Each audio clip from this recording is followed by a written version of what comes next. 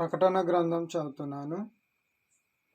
అందరూ జాగ్రత్తగా దేవుని మాటలు ఆలకించుమని, శ్రద్ధగా వినుమని మీకు చెప్తున్నా. ప్రకటన గ్రంథం 2వ అధ్యాయము చదువుతున్నా, జాగ్రత్తగా వినండి. ఎఫెస్లో ఉన్న సంఘపు దూతకు ఇలాగు రాయము.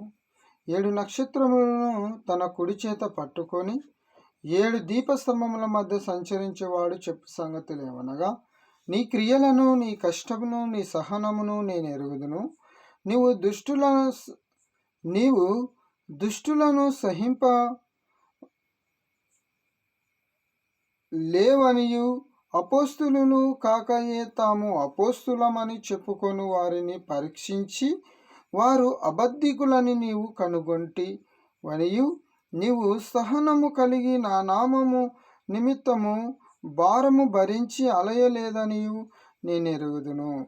అయినను మొదట నీకుండిన ప్రేమను నీవు వదలితివని నేను నీ మీద తప్పు ఒకటి మోపవలసి ఉన్నది. నీవు ఏ స్థితిలో నుండి పడితివో అది జ్ఞాపకం చేసుకొని మారు మనసు పొంది ఆ మొదటి క్రియలను చేయుము. అట్లు చేసి నీవు మారు మనసు పొందితే సరి. లేని ఎడల నేను నీ యొద్దకు వచ్చి నీ దీపస్తంభమును దాని చోట నుండి తీసివేతును. అయితే ఈ ఒక్కటి నీలో ఉన్నది, నికోలాయితుల క్రియలు నీవు ద్వేషించుచున్నావు, నేను కూడా వీటిని ద్వేషించుచు ఉన్నాను. చెవిగలవాడు ఆత్మ సంగములతో చెప్పుచున్న మాట వినును గాక. జయించువానికి దేవుని పరదేశంలో ఉన్న జీవవృక్ష ఫలములు భుజింప నిత్తును. స్మరణలో ఉన్న సంఘపు దూతకు ఇలాగు రాయము. మొదటి వాడును కడపటి వాడునై ఉండి మృతుడై మరల బ్రతికిన వాడు చెప్పు సంగతులేవనగా, నీ క్రియలను దరిద్రతను నేను ఎరుగుదును.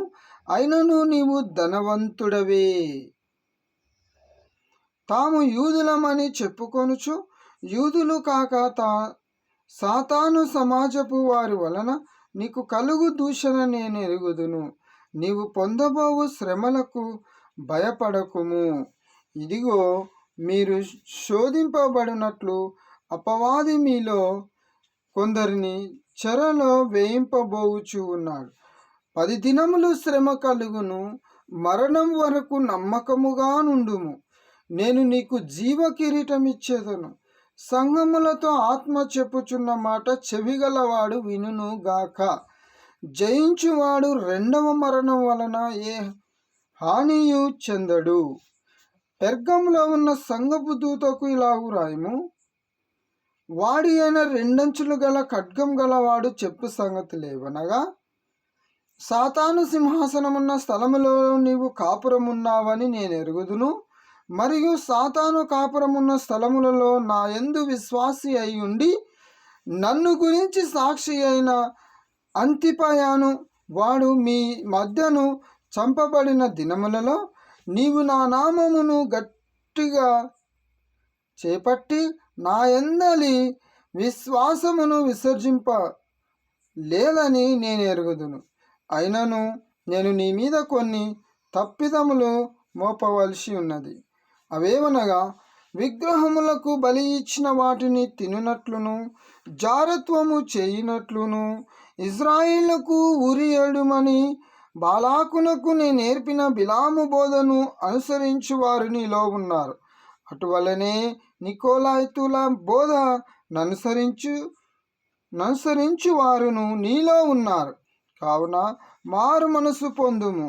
లేని ఎడల నేను నీ యొద్దకు త్వరగా వచ్చి నా నోట నుండి వచ్చు ఖడ్గం చేత వీరితో యుద్ధము చేసేదను. సంగములతో ఆత్మ చెప్పుచున్న మాట చెవిగలవాడు వినుగాక. జయించువానికి మరుగైయున్న మన్నాను భుజింపనిత్తును. మరియు అతనికి తెల్ల రాతినిత్తును. ఆ రాతి మీద చెక్కబడిన యొక్క క్రొత్త పేరుండును. పొందిన వానికే గాని మరి ఎవనికి తెలియదు. తుయతైరలో ఉన్న సంఘ దూతకి ఇలా వ్రాయుము. అగ్నిజ్వాలల వంటి కనులను అపరంజిని పోలిన పాదములను గల దేవుని కుమారుడు చెప్పు సంగతులేవనగా, నీ క్రియలను, నీ ప్రేమను, నీ విశ్వాసమును, నీ చర్యను, నీ సహనమును నేను ఎరుగుదును. నీ మొదటి క్రియ కన్నా నీ కడపటి క్రియలు మరి ఎక్కువైనవని ఎరుగుదును. అయినను నీ మీద తప్పు ఒకటి నేను మోపవలసి ఉన్నది. ఏమనగా, తాను ప్రవక్తినని చెప్పుకొనుచున్న యెజబెలను స్త్రీని నీ ఉండనిచ్చుచున్నావు. జారత్వము చేయుటకును, విగ్రహములకు బలి ఇచ్చిన వాటిని తినుటకును అది నా దాసులకు బోధించుచు వారిని మోసపరచుచు ఉన్నది. మారు మనస్సు పొందుటకు నేను దానికి సమయం ఇచ్చి తిని గాని అది తన జారత్వము విడిచిపెట్టి మారు మనస్సు పొందనొల్లదు. ఇదిగో, నేను దానిని మంచము పట్టించి దానితో కూడా వ్యభిచరించువారు దాని క్రియల విషయమై మారు మనసు పొందితేనే గాని మరి బహు శ్రమల పాలు చేతును. దాని పిల్లలను నిశ్చయముగా చంపెదను. అందువలన అంతరంద్రియములను హృదయములను పరీక్షించువాడను నేనే అని సంఘములన్నీ తెలుసుకొనును. మరియు మీలో ప్రతి వానికి వాని క్రియల చొప్పున ప్రతిఫలం ఇచ్చేదను. అయితే తుయతైరలో కడమవారైన మీతో అనగా ఈ బోధను అంగీకరింపక సాతాను యొక్క గూఢమైన సంగతులను ఎరుగమని చెప్పుకొను వారందరితో నేను చెప్పుచూ ఉన్నదేమనగా, మీపైని మరి ఏ భారంను పెట్టను. నేను వచ్చు వరకు మీకు కలిగి ఉన్న దానిని గట్టిగా పట్టుకొనుడి. నేను నా తండ్రి వలన అధికారము పొందినట్టు జయించుచు అంతము వరకు నా క్రియలు జాగ్రత్తగా చేయువానికి బహుజనుల మీద అధికారం ఇచ్చెదను. అతడు ఇనప దండముతో వారిని ఏలును. వారు కుమ్మరవాణి పాత్రల వలె పగలగొట్టబడుదురు. మరియు అతనికి వేకువ చుక్కను ఇచ్చెదను. సంఘములతో ఆత్మ చెప్పుచున్న మాట చెవిగలవాడు వినును గాక.